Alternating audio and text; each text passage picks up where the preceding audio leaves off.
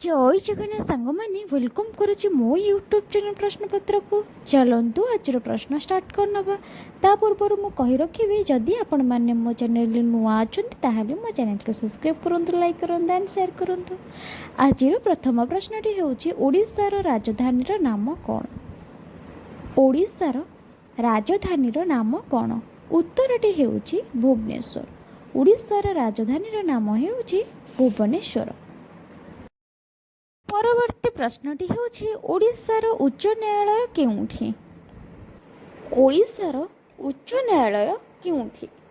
उत्तरटी हेउछि कटक रे। ओडिशार उच्च न्यायालय कटक रे ही अवस्थित। ओडिशार पुरातन नाम कोन? ओडिशार पुरातन नाम कोन? उत्तरटी हेउछि कलिंग, कोसल, उड्र ओ उत्कल। ओडिशार पुरातन नाम हेउछि कलिंग, उत्कल, कोसल ओ उड्र। बुझिले सांग माने? उत्कल दिवस केबे पालन करा जाए? भल भाव शुणु प्रश्नटी। उत्कल दिवस केबे पालन करा जाए? उत्तरटी हेउछि अप्रैल 1 तारिख। अप्रैल 1 तारिख रे उत्कल दिवस पालन करा जाए। ओडिशा केबे स्वतंत्र प्रदेश रूपे गठित हेला? भल भाव शुणु प्रश्नटी।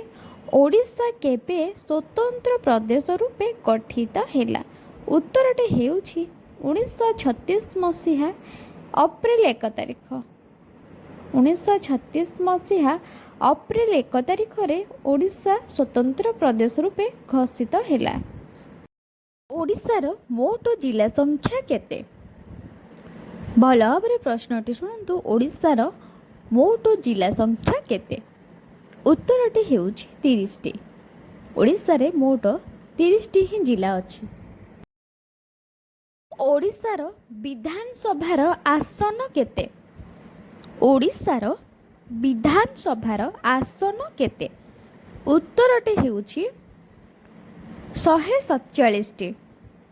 ओडिशार विधानसभार आसन हेउछि 147 टी 147। ओडिशार लोकसभार आसन केते? आ पूर्व क्वेश्चन मु आलोचना करी ओडिशार विधानसभार आसन केते, तो तार उत्तर थिला 147 टी। तो एबे ओडिशार लोकसभार आसन केते? उत्तरटी हेउछि 21 टी, जोटा कि आमे एमपी बोली कहू, मेंबर ऑफ पार्लियामेंट। तो केतोटी ना 21 टी। ओडिशा राज्यसभार आसन केते? आमे तो विधानसभार आसन केते जानिले, लोकसभार आसन सभा केते जानिले, एबे ओडिशार राज्यसभार आसन केते? उत्तरटी हेउछि 10 टी।